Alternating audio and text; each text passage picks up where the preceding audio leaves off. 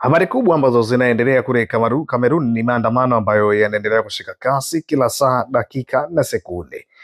Serikali ya Kameruni inasema waandamanaji kadhaa ambao wametiwa mbaroni katika mji wa kaskazini wa Garoua, ngome ya mgombea wa upinzani Issa Chiroma Bakari, huku kukiwa na hofu kuhusu uwezekano wa ghasia nchini humo.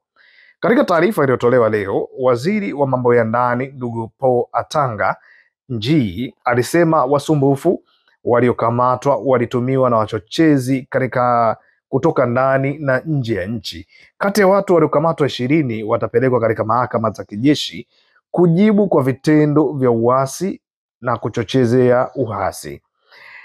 Njing alifichua akiongeza kuwa wengine walipelekwa katika mji mkuu wa Yaounde kwa uchunguzi zaidi. Hatua hiyo inafuatia mfululizo wa maandamano huko Garoua na Yaounde leo, ambapo washiriki walishutumu hitilafu za uchaguzi na kueleza kumuunga mkono Chiroma ambaye alidai ushindi katika uchaguzi wa rais. Video zinazosambaa kwenye mitandao ya kijamii zinaonyesha makundi yakiandamana na mabango yenye picha ya msemaji wa zamani wa serikali ambaye sasa anataka kumvua madaraka mkuu wake wa zamani Paul Biya.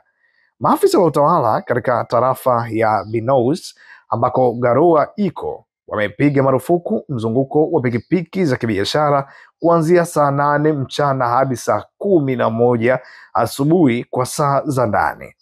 Ilifuatia maandamano ya Jumatatu, siku ya mamia ya waendesha baskeli ambapo waliingia barabarani katika kuonyesha muungaji mkono kwa Chiroma, kiongozi wa chama cha Kameruni National Salvation Front.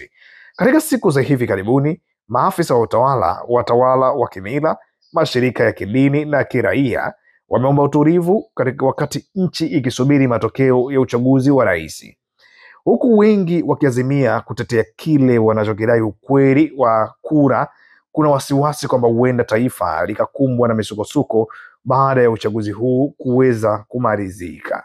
Tunatambua siku ya jana ya kwamba kiongozi mkuu wa upinzani Chiroma alikuja hadharani na kujitangaza kwamba yeye ndiye mshindi tayari, japokuwa ripoti ambayo ilitolewa na kanisa Katoliki ilikakata vibaya, kusema alichokifanya amekosea na anatakiwa kusitisha jambo hilo mara moja, kwa sababu kujitangaza kwake kunaweza kuleta ghasia ndani ya taifa hilo. Na masaa machache baadaye kweli ghasia ikaja kuonekana. Mpaka hivi sasa taarifa hii inapoendelea kufikia, bado ghasia katika ukanda ule wa Kameruni imeonekana ukichukua nafasi kubwa zaidi.